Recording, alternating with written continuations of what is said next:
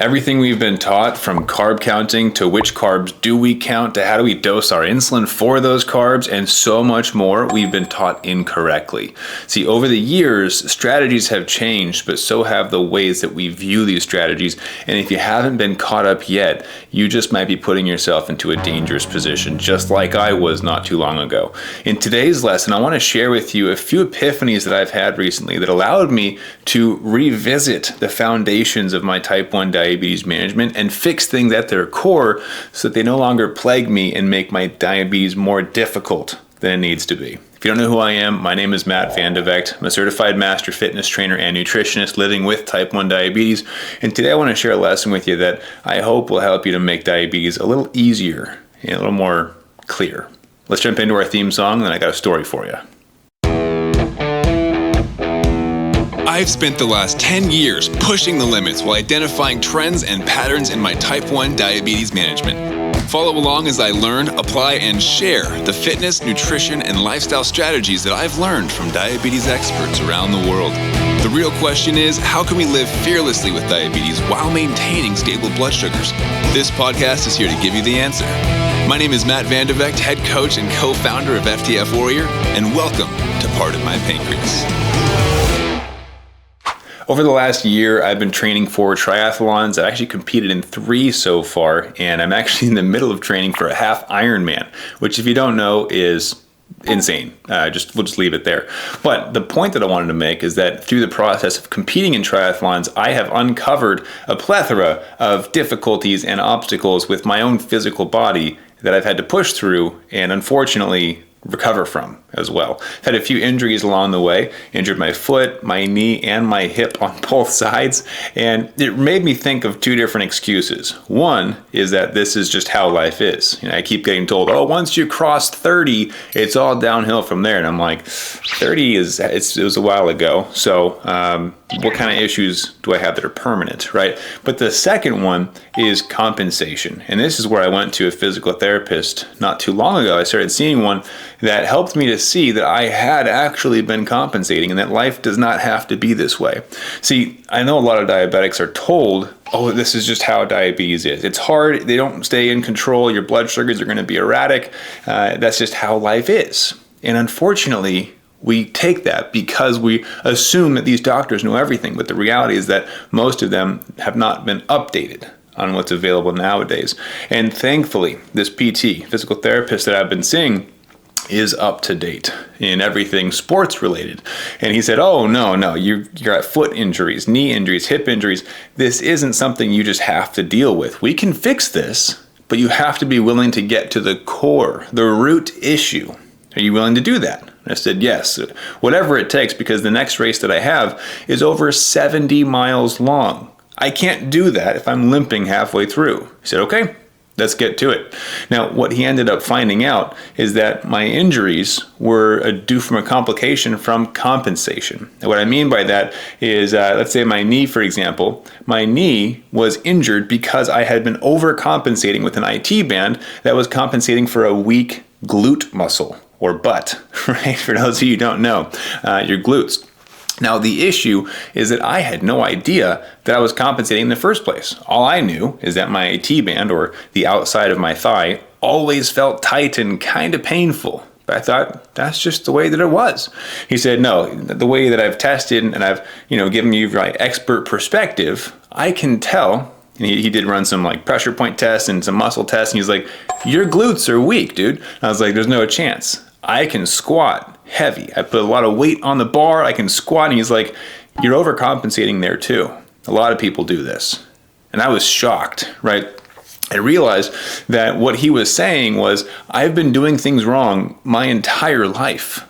And that as a result, when I finally pushed myself in triathlons, it really came to the surface. And with diabetes, I see this all the time too. People that I talk to, I consult with a lot of type 1s, and they'll tell me, oh, I've had diabetes for 40 years. I know what I'm doing. And I'm like, well, then why isn't it working, right? So the same thing he could say to me. I told my physical therapist, hey, I've been an athlete my whole life. I was a collegiate athlete, right? I know what I'm doing. I'm also a master fitness trainer.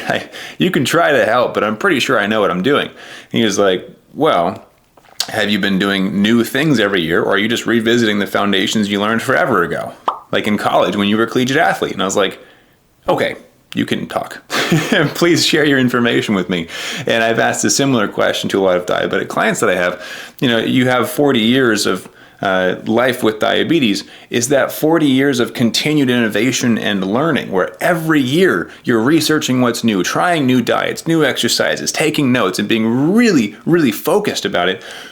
Or did you learn the bare minimum on the first year to make sure you found what works, and then you stopped trying new things? You stopped innovating and just repeated that same year 40 times, right? So that's a big difference. It's 40 years of innovation and continued learning, or is it 1 year of learning and innovation repeated 40 times, right? Copy and paste. So what's really important as this distinction is that when we zoom back out, we've got two different paths when we have this ignorance tax that we're paying. I referenced this in previous episodes as well, but one of them is compensation. So if I have high blood sugars, I'm probably going to compensate in other areas like adding more insulin without knowing the true source of those high blood sugars.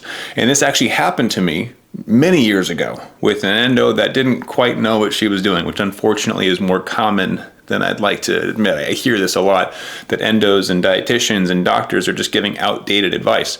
But I went in many years ago to ask for help with high blood sugars in between meals. I said, hey, Miss Endo, my blood sugars are fine right after a meal, but many hours later, I have high blood sugars, like all the time. And she was like, oh, that's because your long acting isn't high enough. Let's just add some more Lantus, right? And this was when I was on MDI, or multiple daily injections. I said, okay, great, that'll fix it. And it did, sorta, right? It fixed the highs that I was seeing between meals, because more insulin, of course it will, but it also gave me low blood sugars overnight. And I thought, well, that's odd. We solved one problem, but created a new one. I don't like that. And unfortunately, that is the answer that most endos, dietitians, and doctors give, is if, then. If blood sugars are high, then we give more insulin. If blood sugars are low, then we give less insulin. And it's not always as simple as that. So that's an example of compensation, right? And because of compensating in the incorrect way, just like with my legs and my hips, overcompensation can lead to injury or can lead to dangerous blood sugars. There were a number of times where I woke up shaking, sweaty, confused, not sure where I was, crawling to the fridge, trying to get to the orange juice, right? That's no way to live life. And so I went back to my endo and said, hey, been having lows all the time. What gives? She was like, oh, less insulin, right? Well, now we're back to the highs during the day. Now, if we had uncovered the root cause, which I would discover years later through my own research, which I now coach my clients on, is that I didn't have an insulin to protein ratio or an insulin to fat resistance ratio. So I wasn't taking insulin for proteins and fats, which now we know is something we have to consider with insulin for those of us who are insulin dependent, right? So she had put a Band-Aid of just more insulin, but didn't quite attribute the root cause properly. So it led into compensation from the wrong area. Now, with the other side of things, if we're not looking at compensation, we might be looking at the expectation, or a false expectation rather, where we're told by our doctors or our endos or our dietitians, that's just how it is, right? So my endo might have told me, oh, high blood sugars, that's just how diabetes is sometimes.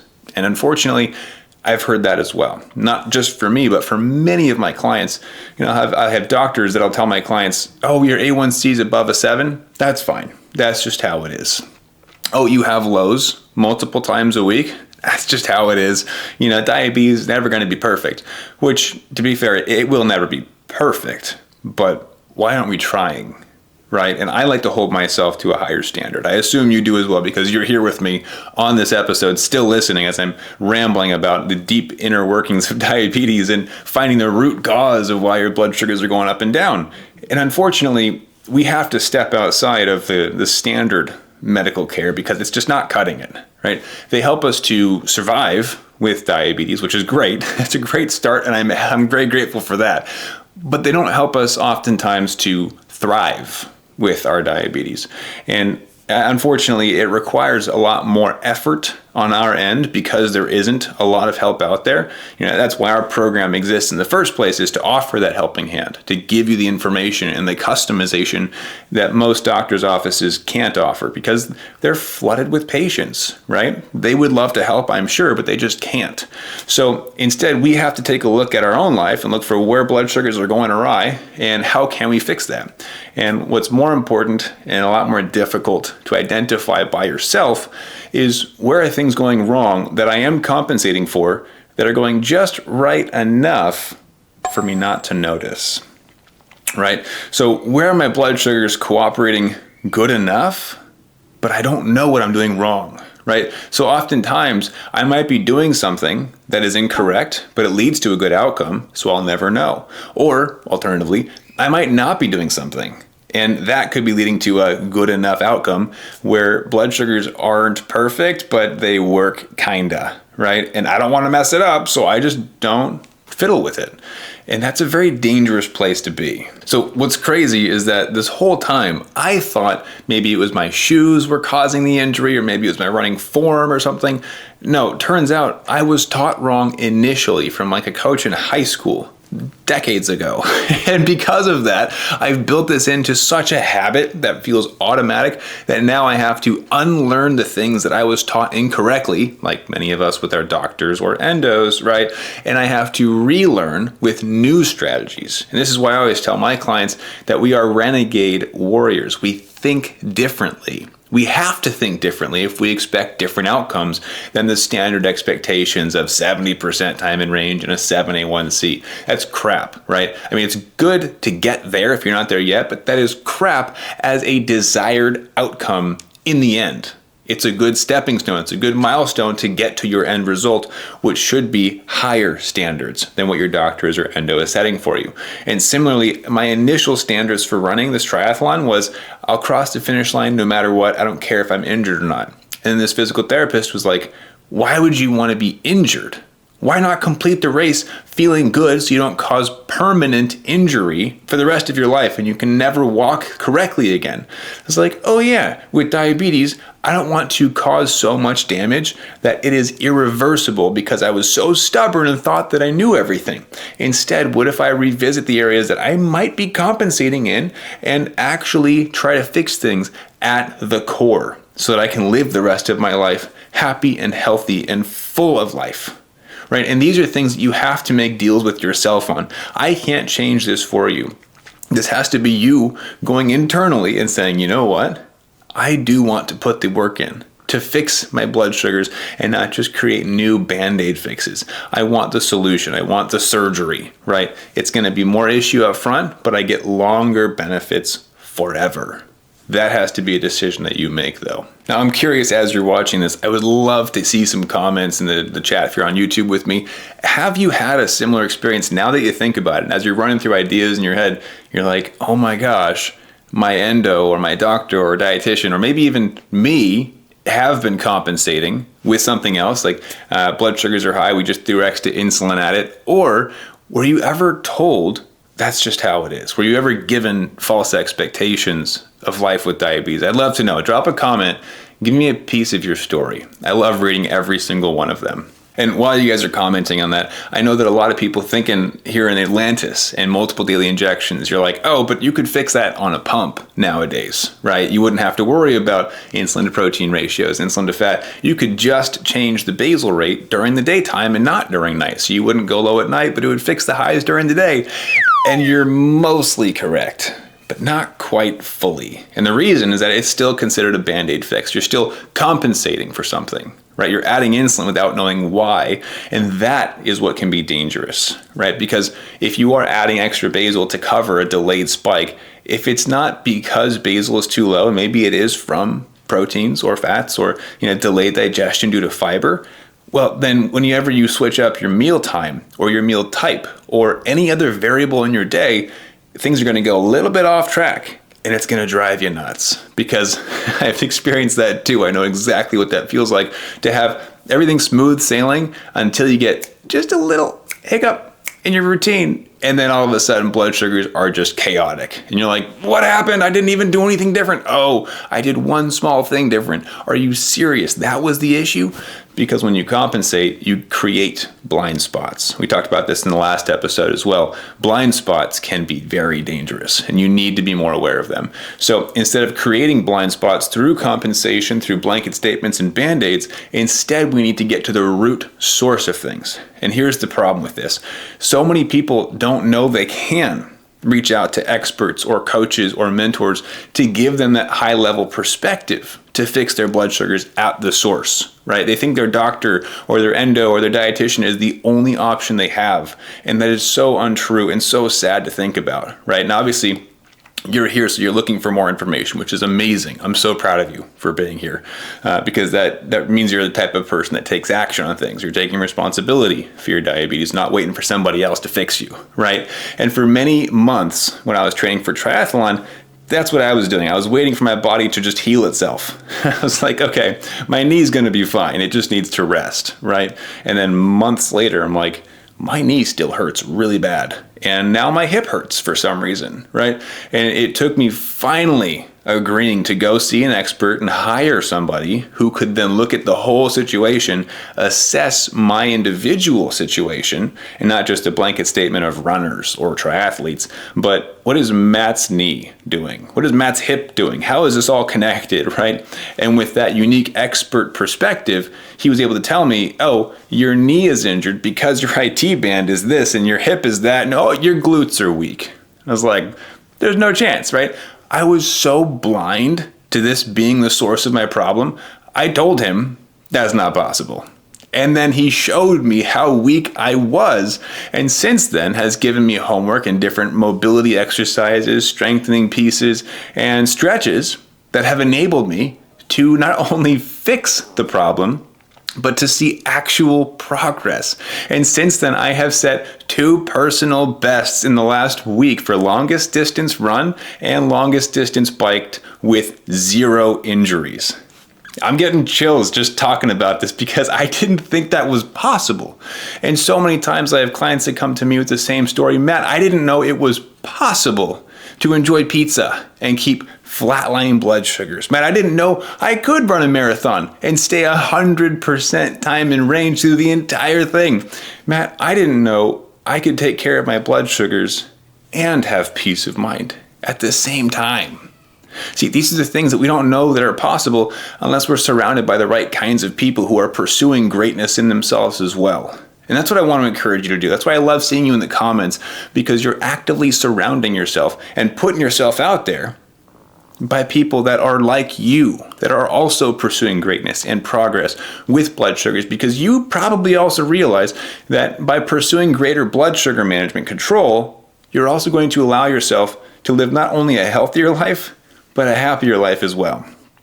And to me, that's huge, right? To be able to have blood sugars controlled so they're no longer pulling you out of the moment or out of experiencing the joys of life. And you get to be more present and actually pursue things that you want to do instead of waiting for blood sugars to give you the okay, right? It's a different way to live life. And I'm happy to have you on this journey with me. Now, before we wrap up, I wanted to give you some examples that you can actually take away from this episode. So thanks for sticking around to the end. I want to reward you for that. Now, the false expectations, this one's abundantly clear. It is what it is, right? We can sum it up in that phrase. It is what it is. Diabetes, that's just how life is with diabetes. It's difficult. It can't be controlled. You're going to get complications. You're going to die early. Those are the lies that I was fed on the day that I was diagnosed.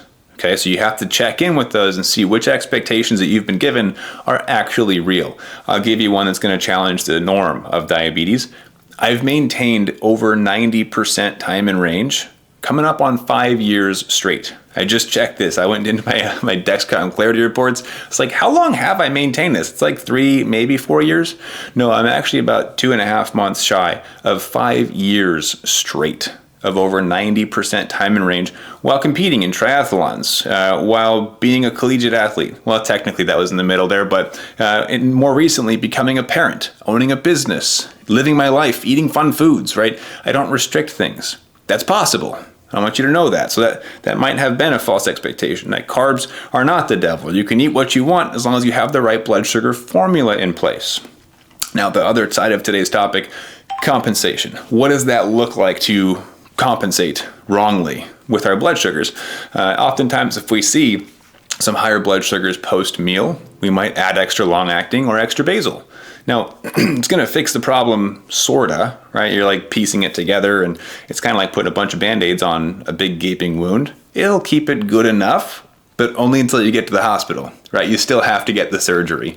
And oftentimes when it is misplaced or mislabeled with the highs that we're seeing, again, like I said, the second something changes in your routine, everything's going to go to chaos. It's going to be really difficult. Another example might be you take too much insulin, or your insulin to carb ratio is too strong because of a lack of a pre-bolus, right? And so if you're not doing the right pre-bolus timing or a split dose of any kind, you might notice that you're taking extra insulin. So when then you do finally pre-bolus, you end up going low, right? So you got to find the right balancing point and get to the actual source of the problems if you ever expect to have more predictable and controlled blood sugars. And again, if you compensate, you create blind spots, and that's where it gets really tricky, really dangerous if you're not careful. So ultimately, what I want to wrap up this episode with is that you might need to take a big look at everything with diabetes, zoom out. And the tricky part is oftentimes in our own lives, we are ignorant or have blind spots of things that we are completely unaware of. So it is extremely helpful to hire an expert or a mentor or a coach of some kind who can come in and provide that bird's eye view, see everything that's going on without having the emotional involvement, right? Or preconceived notions or expectations they've been given. It's just a nice logical view of everything. And just like my physical therapist helped me to see, if you can find the root issue and put the work in, you can achieve stability. You can achieve an actual solution that allows you to move on and make progress, which is where life gets really exciting. So if you're looking for more information, we've got hundreds of episodes, resources, trainings. I mean, you see them on the page probably, right? So go check them out. Before you take off, though, of course, hit the like button so that you know that other people are going to see this and go, okay, maybe I should watch this too. But hit the subscribe button as well, so that you don't miss the next thing we got coming out for you. I really appreciate you coming by. I hope this has been helpful. And if it has, feel free to share it around with somebody else who might need this, because we don't put any paid ads behind this or take sponsorships. This word of mouth is the only way this spreads around. And I hope that you're the kind of person that wants to do good in the world by sharing good news. So do something with this, change your own life, change somebody else's life. I'll catch you in the next episode, and keep up the fight.